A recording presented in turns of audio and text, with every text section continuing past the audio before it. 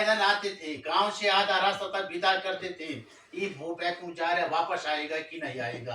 पैदल वो आता था, पहाड़ गिरता था, नदी नाला गिरता था, जान सुन के शरीर छोड़ता था।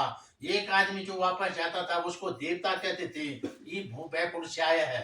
लेकिन आज गाड़ी घोड़ा का साधन है, तो ऊपर भी जिगर माथा में लिखा रहते, वही फूकते बद्री नारायण। बड़े भाग से आप आए हो। ये मिट्टी के दर्शन से मनुष्य के 10,000 वर्ष के पुनर्जन्म के पापों का नाश होता है। आप देखिए कितने धाम है। आज भी भारत में हमारे सनातन धर्म में 4 एक ठो धाम है। 4 धाम कौन कौन है देखिए, रामेश्वर, द्वारिका, जगन्नाथपुरी, बद्री नारायण धाम, यही है 4 धाम। बाकी तो सब तीर्थ है। अयोध्या, मथुरा, माया, काशी, कांची, अवंतिका, यमुनोत्री, गंगोत्री, केदारनाथ, सब तीर्थ है। धाम यही है 4। कौन? रामेश्वर, द्वारिका, जगन्नाथपुरी, बद्री नारायण धाम। आप केदारनाथ गए, ये 12 ज्योतिर्लिंगों में से एक ज्योतिर्लिंग केदारनाथ है। जैसे काशी में विश्वनाथ नाम का है, बिहार में देवघर है, उज्जैन में महाकाल नाम का है, सौराष्ट्र में सोमायन, ऐसे देव ये एक ज्योतिर्लिंग है केदारनाथ। और धाम यही है 4, रामेश्वर, द्वारिका, जगन्नाथपुरी, बद्री नारायण धाम। सब धामों के राजा यही भू बैकुंठ बद्री नारायण धाम है। आप यहाँ पो गए, कहीं नहीं पोगेंगे, कोई दोष नहीं। साक्षात भू बैकुंठ में आप आए हो। और चारों युगों के 4 धाम है। ये सतयुग का धाम है। सतयुग में बद्री नारायण, त्रेता में रामेश्वर, द्वापर में द्वारिका, कलयुग में जगन्नाथ स्वामी। ये सतयुग का धाम है। क्यों इसको सतयुग कहते हैं? यहाँ पर 6 महीने भगवान की पूजा देवता लोग करते हैं, और 6 महीने हमें भगवान की पूजा करते हैं। की प्रमाण मिले देवता पूजा करते हैं। कार्तिक के बाद ही ठाम में कोई नहीं रहता है। 335 फीट हिमालय से ही ढक जाता है, सब लोग नीचे निकल जाते हैं। फिर कार्तिक में ही बंद होता है, फिर कया खुलते ही बैसाख में अक्षय तृतीया को खुलते हैं, 6 महीना बाद। अब कार्तिक में जगनी मंदिर बंद मिले, वो ठामे दीप को, ज्योति को जलता हुआ छोड़ देते हैं। अब वो कर बाद ढोका बंद करके सब लोग नीचे निकल जाते हैं। 30-35 फीट हिमालय से ही ढक जाता है। अब फिर कया खुलते बैसाख में अक्षय तृतीया को। कार्तिक में जगनी मंदिर बंद मिले, वो ठाम में ज्योति को जलता हुआ छोड़ देते हैं। अब बैसाख में जगनी मंदिर खुलते, देखते तो वो दीप जलता ही रहते, वो दीप न बुझते। तब ने इसको आज भी सतयुग कहा गया। सतयुग का धाम है। देवता पूजा करते हैं, नारद जी पूजा करते हैं। पहला प्रमाण तो दीपो जलता रहता है। दूसरा प्रमाण की मिले, जना आके कोठा मिले, आई कोठा को 6 महीना बंद करते, फिर खोलते, उसमें धूलो मिट्टी उबड़ो खाबड़, लेकिन वहां कुछ हो नहीं, बिल्कुल सपा रहते। और ताजा ताजा फूलो भगवान के ऊपर पड़ा रहते। जना आखिरी कोई पूजा करके गले ही ठाम से। तब ना आज भी इसको सतयुग कहा गया। सतयुग में बद्री नारायण, त्रेता में रामेश्वर, द्वापर में द्वारिका, कलयुग में जगन्नाथ स्वामी। और चारों दिशा में जो आदि गुरु शंकराचार्य जो रुद्र अवतार थे, चारों वेदों के अनुसार चारों मठों को बनाई। ये उत्तर दिशा है। उत्तर दिशा में बद्री नारायण धाम, दक्षिण में रामेश्वर, पूर्व में जगन्नाथ स्वामी, पश्चिम में द्वारिका। ये उत्तर दिशा है। आज भी आके घर में बूढ़ उम्र में कोई शरीरों छोड़ते, आज भी मरते समय कहे जय इकर माथा कना करो उत्तर दिशा में। उत्तर दिशा को नामो लेने से आदमी भू बैकुंठ को प्राप्त होता है। लेकिन जो यहाँ फूक जाते, उसका उद्धार ही उद्धार। आज आपके पितर भी हंस रहे होंगे, ए हमो बद्री नारायण नहीं कह रहे, हमारे बेटा पोता पोता भू बैकुंठ पहुंचे है। ऐसा जगह पर आज आप आए हो, बड़े भाग से। आपको पाई ताई नहीं था तो इन्हों का चलो हमो देंगे, चलो एक दूसरे के माध्यम से आप यहाँ पर आए हो। देखिए और कौन भगवान है यहाँ, देखिए विष्णु भगवान। जहाँ आपने दर्शन किया, विष्णु भगवान को मंदिर है। लेकिन आजकल तो विष्णु भगवान को मंदिर है, पहले जमाने में यहाँ शिव भगवान को मंदिर था। मंदिर से नीचे तपत कुंड के बीच में आदि केदारेश्वर, पहले वही मंदिर था। यहाँ विष्णु भगवान तो यहाँ छल कपट से आई। यहाँ शिव भगवान माँ पार्वती रहते थे वही मंदिर में। और विष्णु भगवान कहाँ रहते थे? क्षीर सागर में। क्षीर सागर किसको कहते? जब सब सृष्टि को प्रलय होता है, जली जलमग्न, पानी पानी, कहीं मनुष्य का पता नहीं, तब विष्णु भगवान शेष सैया में बैठ करके लक्ष्मी के साथ, अपनी पत्नी के साथ सृष्टि का प्रलय देखते हैं कि सब सृष्टि में प्रलय हो गया, खाली हिमालय पहाड़ बचे है। अरे हिमालय में भी कौन? शिव भगवान, माँ पार्वती। विष्णु भगवान को मन होता है, भगवान कहते हैं हम इस पानी में, इस प्रलय में हम क्या करेंगे? हम भी ऊँट हम जाएंगे जहाँ शिव भगवान माँ पार्वती है। लेकिन कैसे जाएंगे? जहाँ शिव भगवान है वहाँ विष्णु भगवान नहीं। विष्णु भगवान ने कहा भोले बाबा तो हमको अपनी शरण में आने नहीं देगा, कोई छल कपट करेगा तब ना ऊँट हम भोगेंगे। विष्णु भगवान क्षीर सागर से अपना दिव्य दृष्टि से देखता था कि शिव भगवान माँ पार्वती कहाँ कहाँ घूमने के लिए जाते, कहाँ कहाँ टहलने के लिए जाते हैं। तब विष्णु भगवान यहाँ पर शिव भगवान स्नान करते थे। यहीं पर एक नदी है, कल रात आप इस नदी पार करके आए, छोटी नदी। इस नदी को नाम है ऋषि गंगा और इसके पीछे है केदारनाथ। यहीं पर केदारनाथ है, ये नीलकंठ पहाड़ दिखाई दे रहा है, इसके ठीक पीछे केदारनाथ है। वहां से एक नदी आ रही यहाँ पर, उसको नाम ऋषि गंगा है। उस ऋषि गंगा में माँ पार्वती रोज स्नान करती थी। अब विष्णु भगवान देखते थे ये नदी में रोज माँ पार्वती आती है, स्नान करके चली जाती है। भोले बाबा भी आते हैं, स्नान करके चले जाते। तब विष्णु भगवान ने क्या किया? क्षीर सागर से ही ठान में आए विष्णु भगवान और जना माँ पार्वती स्नान करती थी, वहां भगवान ने कनिष्ठा बच्चे का रूप धारण कर दिया। भगवान विष्णु भगवान भगवान बच्चों की तरह रोने लगे, चिल्लाने लगे, बौखलाने लगे। आज सुबह सुबह माँ पार्वती उठती है, माँ को तो बच्ची की आवाज सुनाई देती है। माँ पार्वती दौड़ती दौड़ती नदी के किनारे को गई जहाँ भगवान ने कनिष्ठा बच्चे का रूप धारण किया। माँ पार्वती ने भगवान को देखा लेकिन चीन नहीं पाई और बहुत खुश हो गई। कहा कते सुंदर बालक चाहिए, ये कर तो हम पालन पोषण करेंगे, अपने आश्रमों में ले जाएंगे। लेकिन उसके साथ खेलने लगी माँ पार्वती, लेकिन भगवान को पहचान नहीं पाई कि साक्षात नारायण है। पीछे से दौड़ते दौड़ते भगवान भी आश्रम के लिए जाते। भोले बाबा भगवान तो भगवान को चीन जाते हैं, लेकिन माँ को प्रेम में कुछ नहीं कहते। कहते पार्वती ये सब क्या है, कौन है ये सब? माँ पार्वती कहती भगवान पता नहीं किसने इस बच्चा को यहाँ छोड़ दिया और छोड़कर कहाँ चले गई। भगवान ने कहा छोड़ो इस बच्चा को, हमको क्या लेना देना इससे। माँ पार्वती कहती नहीं भगवान, इसको पालन पोषण करेंगे, आश्रम में ले जाएंगे। भगवान मन ही मन में कहते यदि इसको आश्रम में ले जाएगी हमको ना आश्रम खाली करना पड़ेगा। लेकिन औरत का हट होता है। माँ पार्वती कहती नहीं भगवान, हम तो पालन और पोषण करेंगे। भगवान कहते चलो ले चलो, जना आगे इच्छा मिले। वही मंदिर में माँ पार्वती भगवान को रखती है, अपने सास सुलाती है, अपना दूध पिलाती है। दूसरा दिन चौका बंद करके दोनों स्नान के लिए चले जाते हैं। स्नान करके वापस आते हैं। माँ पार्वती मंदिर को ढोका खोलती है, बहुत ताकत लगाती है, लेकिन वो नहीं खुलता है। भगवान से कहती भगवान वो बच्चा कहाँ चले गया, कौन उठा दिया, आप ही दरवाजा खोलिए। तो भगवान प्रार्थना करते हैं कि आप देवताओं के रूप में जो भी देव है आप ही दरवाजा खोले। अंदर से दरवाजा खुलता है, देखते हैं तो वही बच्चा विष्णु भगवान का विराट रूप। माँ पार्वती तो भगवान को रूप नहीं देख पाती है। शिव भगवान से कहती भगवान ये सब क्या है, कौन है ये सब? शिव भगवान कहते पार्वती जिसको आप कनिष्ठा बच्चा समझ रही थी, ये वही बच्चा है, हमारे देवों के देव विष्णु भगवान। माँ पार्वती कहती भगवान ये तो हमारे साथ छल कपट कर दिया है, हमारे आस्थानों पर घुसाया है। अब हम ये ठान में नहीं रहेंगे, अब हम ये ठान छोड़ के कैलाश में चले जाएंगे। यही पर है कैलाश। तब से भगवान कैलाश में विराजमान है, तब से यहाँ विष्णु भगवान का पदार्पण हुआ। फिर ये कैसा मिट्टी है? इस मिट्टी को दर्शने से 10,000 वर्ष के जन्म के पापों का नाश। ऐसा क्यों? यहाँ पर सहस्त्रबाहु नाम का राक्षस था, जिसका नाम पहले दैत्यासुर था।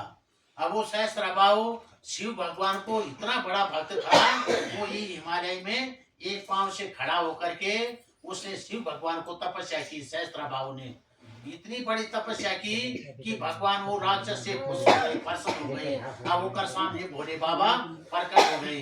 भगवान ने राक्षस को कहा, सहस्त्रबाहु को, कि राक्षस आपको तपस्या से हम बहुत खुश है, आपको जो इच्छा वरदान मांगो। वो राक्षस कहा भगवान आप हमको अजर और अमर होने को वरदान दीजिए। भगवान ने कहा ये वरदान तो हम नहीं दे सकते हैं, क्योंकि ये भूमि को नियम है, जो यहाँ जन्म लेता है उसको मरण स्वाभाविक है, इसलिए आप दूसरा वरदान मांगो। तब वो राक्षस भगवान से कहा भगवान आप हमको 10,000 कवच का वरदान दीजिए, 10,000 भुजाओं का वरदान दीजिए। भगवान ने कहा 10,000 कवच को तो आप वरदान दीजिए, लेकिन मेरा भी आपके साथ में एक शर्त है। यदि कोई मनुष्य 10,000 वर्ष तक तपस्या करते तब आपको एक कवच को नाश हो जाएगा। भगवान ने तो उसको वरदान दिया, भगवान तो अंतर्धाम भेजे, लेकिन वो जो राक्षस था उसी घमंड के मद में मस्त होकर के हिमालय में जितने देवी देवता थे सबको सताने लगा, सबको परेशान करने लगा कि हमको कौन मार सकता है, हमारे पास तो शिव भगवान का वरदान है। अभी ठाम में जितने देवी देवता थे सब परेशान हो गए, सोचने लगे कैसे पूजा पाठ करेंगे, कैसे तपस्या करेंगे। ये राक्षस तो दिन रात परेशान कर रहा है। तो ये क्षेत्र को नारद क्षेत्र कहते हैं। सब देवर्षि नारद के पास गए देवता लोग, कहा नारद जी ये राक्षस से हमारी रक्षा कीजिए। नारद जी ने कहा हम तो रक्षा नहीं कर सकते हैं, उपदेश आपको दे सकते हैं। आप सब देवता लोग विष्णु भगवान के पास जाओ क्षीर सागर में, अब वही भगवान से प्रार्थना करो, वही आपकी रक्षा करेंगे। तब सब देवी देवता गए विष्णु भगवान के पास। अब भगवान से कहा त्राईमान त्राईमान, भगवान हिमालय में भी हम सुरक्षित नहीं, कैसे पूजा पाठ करेंगे, आप हमारी रक्षा करो। तब विष्णु भगवान ने सब देवी देवताओं को कहा आप ऐसा कीजिए, फिर से वापस जाइए अपने कंदराओं में, गुफा में, कोठा में, स्थान में बैठ करके फिर से पूजा पाठ कीजिए, मैं वहां पर आकर के आपकी रक्षा के लिए अवतार होगा।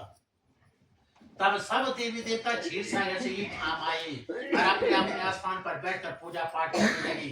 तब विष्णु भगवान क्षीर सागर से ही ठाम आए। तब यहाँ पर भगवान ने सहस्त्रभाव को मारने के लिए दो कनि कनि बालक के रूप में अवतार लिया, दो बच्चों के, नर और नारायण। तब सहस्त्रभाव को मारने के लिए नर नारायण अवतार हुआ। यहाँ जहाँ पर आप बैठे हैं, जहाँ ये मंदिर है, यहाँ नारायण भगवान ने जन्म लिया। ये पहाड़ को नारायण पर्वत कहते हैं, नारायण पर्वत है। और नदी के वो पार में नर भगवान ने जन्म लिया, वो पहाड़ को नर पर्वत कहते हैं। संस्कृत में गंध मादन। तब नर नारायण अवतार हुआ सहस्त्रभाव को मारने के लिए। जब भगवान ने कनि मनि बच्चों के रूप में अवतार लिया, फिर सहस्त्रभाव आया। उसने कहा जब सब सृष्टि को प्रलय हो गया, जलमग्न हो गया, तो ये संतान करना से पैदा मिले, एक ही का संतान है। वो सहस्त्रभाव समझने लगा जरूर ये कोई दोनों बालक मायावी शक्ति है। अब वो जरूर ये कोई मायावी शक्ति है। वो उनको भी परेशान करने लगा, नर नारायण को कभी ऊपर ले जाता, ऊपर से फिर नीचे पड़ता, उनको भी सताने लगा। लेकिन वे दोनों तो स्वयं विष्णु भगवान के अवतार थे। उनका शरीर दिन पर दिन बढ़ता गया नर नारायण का। एक दिन ऐसा हुआ, उस सहस्त्रभाव को कहे कि हाँ आप हमसे युद्ध करो। वो हंसता था कि ये करके कनि मनि बच्चे हैं, इनको हमारे 10,000 कवच के बारे में पता नहीं है कि हमारे पास 10,000 कवच का वरदान है। उसको हंसी में भी इतना ताकत था, दोनों पहाड़ कांपने लगता था। लेकिन एक दिन दोनों बालक युद्ध के लिए तैयार हो गए। एक दिन में नारायण भगवान तपस्या करते थे ये पहाड़ पर, तो नर भगवान युद्ध करते थे वो पहाड़ पर। अब एक दिन में नर युद्ध करते थे तो नारायण तपस्या करते थे यहाँ पर। एक दिन में नारायण युद्ध करते थे तो एक कवच का नाश होता था। एक दिन में नर युद्ध करते थे तो एक कवच को नाश होता था। ऐसे करते करते कनि मनि समय में सहस्त्रभाव के 9,999 कवच का नाश हो गया। आखिर में उसको एक ही कवच बच गया। वो दौड़ता हुआ कैलाश पर्वत में गया और शिव भगवान के पांव पड़ गया। कहा भगवान आई तो हमको वरदान दिए थे, यदि कोई 10,000 वर्ष तक तपस्या करते तब आके एक कवच को नाश होगा। लेकिन ये नर नारायण तो कनि मनि बच्चे हैं, इन्होंने तो एक ही दिन में मेरे एक कवच को नाश कर दिया है, इसको क्या कारण है। तब शिव भगवान कैलाश में हंसने लगे और हंस करके उस राक्षस को कहा ये राक्षस, आपने राक्षसों कुल में जन्म लिया था, आपको इस मिट्टी को, इस भूमि को कीमत पता नहीं कि कैसा मिट्टी है। तब भगवान ने कहा इस मिट्टी को अर्थ है, यदि कोई भी मनुष्य यहाँ फूकता है, एक रास होता है, पूजा पाठ करता है, तपस्या करता है, या इस मिट्टी के दर्शन करता है, उसका अर्थ है उसके 10,000 वर्ष के पुनर्जन्म के पापों का नाश होता है। भगवान ने कहा इतना अच्छा भूमि था, लेकिन आप तो राक्षस थे, आपको इसका कीमत पता नहीं कि कैसा भूमि है। तब भगवान ने कहा इसलिए इन बच्चों ने यहाँ पर एक रात को तपस्या किया, आपको एक कवच का नाश हुआ। तब ना भगवान ने उसको कहा जो जाए बदरी हो ना आए वदरी, जो आए बदरी से न बनी कभी दरिद्री। वदरी कहते हैं माँ के गर्भ के लिए, बच्चा जन्म लेता है फिर वो दरिद्रता में नहीं जाता है। ऐसे भूपैकुड़ में चौथी अवस्था में लोग यहाँ आते थे और गिरस्त में नहीं जाते थे, जान सुन के शरीर छोड़ते थे। ये तपोभूमि से भूमि में जाकर तब उसको एक कवच रह जाते हैं। नारायण भगवान शिव भगवान से कहते भगवान हम इसको इस कवच को भी नाश करते। भगवान कहते नहीं, इसको एक कवच रहने दीजिए। आने वाले समय में सत्यु के बाद त्रेता आएगा, त्रेता के बाद फिर द्वापर आएगा, फिर आपका नर नारायण अवतार होगा। फिर द्वापर में भगवान का अवतार हुआ, कृष्ण और अर्जुन का अवतार नर नारायण अवतार। अब वो राक्षस कौन था? कर्ण। अर्जुन को मारने के लिए कर्ण के पास आखिरी कवच था, जिसको कृष्ण भगवान ने छल कपट से मांगा। फिर भगवान अपना नर नारायण रूप लेके क्षीर सागर चले जाते। अब देखिए इसका नाम बद्री नारायण क्यों पड़ा, जब बताएंगे तब ना गांव में बोलेंगे ऐसा इसका नाम। आप देखिए सब देवता लोग तब वहां क्षीर सागर में चले जाते विष्णु भगवान। अब वहां भगवान अपनी पत्नी को कहते लक्ष्मी को, लक्ष्मी आप नई सृष्टि की रचना करो, हम हिमालय में जाके तपस्या करेंगे। भगवान का पत्नी कहती आप तपस्या करने के लिए जा रहे हो तो हमको भी अपने साथ ले जाइए। आप पूजा पाठ करेंगे, तपस्या करेंगे तो मैं आपकी सेवा करूंगी। भगवान कहते यदि हम आपको अपने साथ ले जाएंगे तो मेरा ध्यान तो आप पे लग जाएगा, लक्ष्मी को कोई कष्ट होगा तो तपस्या ही मेरी भंग हो जाएगी, इसलिए आप यहीं रहे, हमको जाने दीजिए मेरी कसम। तब जहाँ पर गर्म पानी का कुंड है, पहले वहां कुछ नहीं था, वहीं पर बैठकर भगवान तपस्या में बैठ गई। कौन भगवान? विष्णु भगवान। अच्छा भगवान तपस्या में बैठ गए तो भगवान का ये जते शरीर था ये 50 फीट हिमाल बर्फों से ढक गया, कहीं पता नहीं भगवान करना बैठे। क्षीर सागर से होकर पत्नी देखते अपना दिव्य दिल से जना भगवान गहले उठा में तो 50 फीट हिमाल है, आई हिमाल में भगवान कहाँ बैठे दिखाई नहीं देते हैं। तो वो भी क्षीर सागर छोड़कर उसको पत्नी यहाँ आती है, इधर उधर भगवान को तलाश करती तो कहीं भगवान का पता नहीं, सब बर्फ है बर्फ, बर्फ है बर्फ, 50 फीट बर्फ। लेकिन भगवान जब बरसों तक तपस्या में बैठा रहता है, भगवान के केस है, ये जो जटा है, ये जो बाल है, ये कोसों दूर फैल जाते हैं। महालक्ष्मी जब ये ठान में आती है भगवान को नहीं चीन पाती है, लेकिन भगवान की जटा को बालों को चीन जाती है, वो पूछ जाती है जरूर यही कहीं भगवान बैठा है। तब महालक्ष्मी क्या करती है, अपना शरीर को बदलकर भगवान के ऊपर बेर होता है, बेर, बेर कौन बेर? जो सबरी ने राम को खिला बेर बेर। तब महालक्ष्मी ने अपना शरीर को बदलकर भगवान के ऊपर बेर को गाछी बनाया, बेर को पेड़ बनाया, कन्ना गाछी बहुत बड़का गाछी और कन्ना गर्जना गाछी। अब ऊपर से जते हिमाल गिरते सब गाछी के ऊपर, अब भगवान के ऊपर जते हिमाल रहते गाछी के गर्मी से धीरे धीरे छपा। जब सब बर्फ छपा होता है भगवान को तपस्या पूरा होता है। भगवान कहते जगनी हम ठाम में तपस्या में बैठे थे तब तो 50 फीट हिमाल था, और इस हिमाल में इतना बड़का गाछी, वो भी गर्जना गाछी, सब खाना से पैदा मिले की कर कृपा है। भगवान तो अंतर्यामी थे, वो बूझ गए जरूरी लक्ष्मी का कृपा है, लक्ष्मी ने मेरे ऊपर बेर का गाछी बनाया। इसलिए भगवान ने लक्ष्मी को प्रकट किया, कहा लक्ष्मी आप प्रकट हो जाओ, तपस्या तो हम किए लेकिन आप हमसे बड़ी तपस्या की, मेरे ऊपर छाया की, यदि आप ही छाया नहीं करती तो आज मेरे तपस्या पूरा नहीं हो पाता, इसलिए हम आपसे बहुत खुश है, आपको जो इच्छा है वरदान मांगो। लक्ष्मी ने कहा पति है, पति से की वरदान मांगते, लेकिन भगवान आप हमको 2 वरदान दीजिए। पहला वरदान ये कि ये स्थान में जो भी मनुष्य आएगा सबसे पहले मेरा नाम लेगा, औरत का नाम लेगा, ये धाम का नाम मेरे नाम से प्रसिद्ध होना चाहिए। तभी से ये स्थान को कहते हैं आज भी बद्रीनाथ।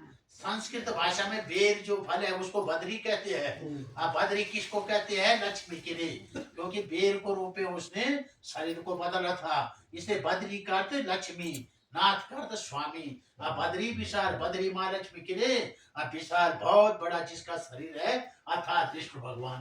तभी से ये स्थान का नाम आज भी माँ लक्ष्मी के नाम से जाना जाता है। इसीलिए आज भी औरत का नाम पे सबसे पहले सीताराम, राधे श्याम, लक्ष्मी नारायण, राधा कृष्ण, बद्री विशाल, आज भी लक्ष्मी का पूजा सबसे पहले। आज भी अपनी धिया पोता सबसे पहले जब शादी होता है तब की पूजा करते हो, खूब घर भरा रहे, खूब धिया पोता रहे, तब न लक्ष्मी का पूजा पहले। जहाँ लक्ष्मी का पूजा वही घर बनता है, और जहाँ तिरस्कार, दिन रात लड़ाई झगड़ा, उबड़ खाबड़, सब रूप में औरत है, हमारी पत्नी भी है, माँ भी है, देवी भी है चंडाल भी, इसने लक्ष्मी का पूजा, समझ गए, पूछ रहे हमारी बात। हाँ, इसलिए लक्ष्मी का पूजा, नाम भी पहले। दूसरा वरदान उसने कहा, भगवान लोग ही ठामे आते, सबसे पहले ये शरीर शुद्ध करते, और शरीर शुद्ध करना करते, ये हिमालय के पानी में स्नानों करते, तो स्नान करते करते शरीर को छोड़ देते, हमसे और भी हत्या लग जाएगी। तब यही मंदिर है, मंदिर से 1 किलोमीटर आगे भृगु ऋषि का आश्रम है। अब भृगु ऋषि का चेला कौन था? अग्निदेव। भृगु ऋषि तो देश विदेश घूमने के लिए जा रहा था, अपने चेला से कहा कि हम देश विदेश से घूम करके आते हैं, तब तक आप हमारी पत्नी की रक्षा करना। अग्निदेव ने कहा, गुरुवर आप घूम करके आए, और जब तक वापस आएंगे तब तक हम गुरु माता की रक्षा करेंगे।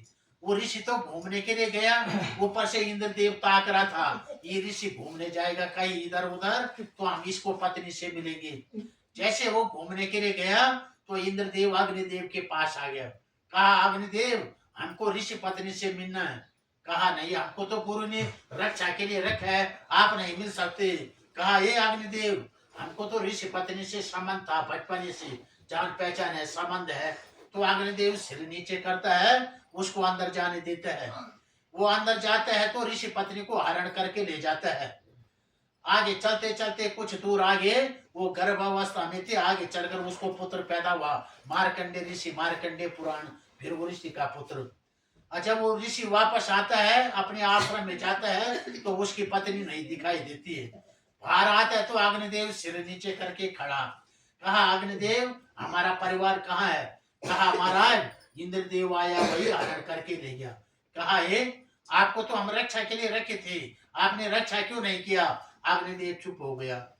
फिर वो ऋषि ने कमंडल से जल निकाला, कहा, हम तुमको शाप देते हैं, तुम सर्वभक्षी हो जाओ, जो भी तुम्हारे पास आएगा जल करके भस्म होगा। आज भी अग्नि को शाप है, आग में हम जो डालते हैं सब जलकर भस्म होता है। उसने कहा, महाराज आप हमको इतना बड़ा शाप दे दिए, लेकिन उद्धार कैसे होगा? कहा, हम तो उद्धार नहीं कर सकते हैं, लेकिन यदि तुम विष्णु भगवान की शरण में जाओगे, वही इस पाप को कम करेगा। तो अग्निदेव सुन रहा था, जब लक्ष्मी बोल रही थी, लोग ही ठाम में आएंगे, हमारे दर्शन करेंगे, करना करते, ये हिमालय के पानी में स्नानों करते तो शरीरों छोड़ते, वो सुन रहा था अग्निदेव। वो दौड़ते दौड़ते भगवान के पास आया, कहा, भगवान हम भी आपकी शरण में रहेंगे। भगवान ने कहा, आग यहाँ रहेगी तो कौन आएगा, सब तो जलकर भस्म होंगे। तब लक्ष्मी ने कहा, भगवान यदि आप चाहोगे तो इस केदार खंड नाम को एक पुराण है, उसमें यमुनोत्री, गंगोत्री, केदारनाथ, बद्रीनाथ आता है। केदार खंड में इसका वर्णन है। लक्ष्मी ने कहा, इस केदार खंड में जितने तीर्थ और धाम है, आप इसको यहाँ पर गर्म पानी के रूप में प्रवाहित करो, गर्म धारा के रूप, ये सबके पापों का नाश करेगा, तब ना लोग हमारे दर्शन करेंगे। तब से गर्म पानी यमुनोत्री में रोटी बना के फेंको, कचौड़ी बन के आता है, और गंगोत्री में भी वो नीचे चले गया धस करके भैरव की घाटी, और केदारनाथ में वो गौमुख, वहां पर गौरी कुंड में गर्म पानी, भाई यहाँ भी भगवान की लीला। ये गर्म पानी नहीं होता तो हम भी नहीं रहते यहाँ। कैसे गर्म पानी है, कुंड के अंदर जाएंगे फिर बाहर आ जाएंगे दौड़ के कि शरीरों जल रहा है, लेकिन जब अंदर चले जाएंगे फिर बाहर आने को मन नहीं करेगा। वो गर्म पानी आज भी भगवान की लीला से, कौन हीटर लगाएगा वहाँ, कितना हीटर लगाएगा, लेकिन कालांतर से वही गर्म पानी आज भी भगवान की विशेषता है। सबके पापों का नाश करने वाला, कोड़ी खजरी जितने भी उसमें स्नान करेंगे सबका पाप दूर। ऐसी जगह पर आज आप आयो, यही है भगवान बद्र विशाल। फिर वेद व्यासी ने महाभारत की रचना की, यहाँ से सुखदेव जी ने 18 पुराणों को यहीं से प्रकाशित किया, और आखिरी में युधिष्ठिर के लिए पुष्प विमान यहीं से 25 किलोमीटर आगाड़ी स्वर्गारोहण संभोपंथ, ऐसे ऐसे जगह जिसको लिखा होगा वही। सबसे बड़ा आश्रम तो गिरस्त है, गिरस्त से बाहर निकलोगे तब ना यहाँ आएंगे, है महाराज जी। ऐसी जगह बोल भगवान, यही यहाँ का सुपर आशीर्वाद है। अब देखिए, दर्शन के लिए देवता लोग भी तरसते हैं, दान के लिए भी लोग तरसता है। हम शरीर नहीं त्यागेंगे, अपने शरीर का कुछ अंश बो के जाएंगे बद्रीनाथ में। ये भूमि में 16 प्रकार का दान होता है, गाय दान, अन्न दान, भूमि दान, वस्त्र दान, पात्र दान। माँ का दूध पीते, कोई कर्जा नहीं देते, दे सकते हैं, लोग आते गायों दान करते, पंडित जी हमारे नाम से गाय दान कीजिए। लेकिन ये मिट्टी में तीन प्रकार का दान अति उत्तम है। सबसे बड़ा दान छाया दान, जैसे लक्ष्मी ने भगवान के ऊपर छाया किया, जिसको है वो कहते पंडित जी कोठा बनाओ हमारे नाम से, मेरे क्षेत्र का आदमी आएगा इसमें बचेगा, हमारे बाल बच्चों को आशीर्वाद देगा। क्या चीज? छायादान कोठा जो बनाता है उसी को नाम कोठा। तो 5-6 लाख को बनता है, हर आदमी कोठा नहीं बना सकता है। लोग आते पंडित जी हम आपको 11,000 देंगे, 25,000 देंगे, 21,000 देंगे, 5100 देंगे, इसमें मेरो नाम मदद में लिखे। ये है छायादान। दूसरा दान है अटका भोग। 6 महीना तक आपको नाम से भगवान को भोग लगेगा। अब मेरे क्षेत्र नेपाल तराई से जो आएगा आपके नाम से भोग पाएगा, वो है 3,112। और सबसे छोट दान है शयादान। मनुष्य रूपी आत्मा जब शरीर छोड़ती है आखिरी में कहते हैं इसको शयादान करो, शरीर ढकने के लिए। ये तो सर है एक शरीर, यहाँ पर 2500 रुपए से 2100 तक। आप बोलेंगे कहाँ से देंगे पंडित जी को, आपको तो 1 महीना घर से निकले हो गए, घर से जेब भर के आए, यहाँ तो आखिरी में आते हैं जजमान। मेरो आपसे घर का संबंध है, यहाँ पर संकल्प करेंगे, इसमें लिखेंगे, यहाँ पर जो देंगे उसमें कमी हो जाएगा। बाकी 6 महीने बाद मैं घर आऊंगा, आपके धिया पोता को भी देखूंगा, आपके आंगना को भी देखूंगा कि मेरे जजमान खूब भली बातें से खूब संपूर्ण है, और आपके धिया पोता को भी आशीर्वाद देंगे आपके गांव से दूसरे गांव में। अब यही है यहाँ का है सुपर आशीर्वाद। जिसको जैसे ये 5 उंगली है, कोई बड़ा है कोई छोटा है, ऐसे आप में फर्क है। जैसे बनाए आप करेंगे, मैं इसमें यहाँ पर जो देंगे उसमें कमी हो जाएगा। अब बाकी के लिए मैं 6 महीने बाद दरवाजे में आऊंगा। ठीक है महाराज जी। बोल भगवान बद्रीशाह जरा हाथ जोड़ो।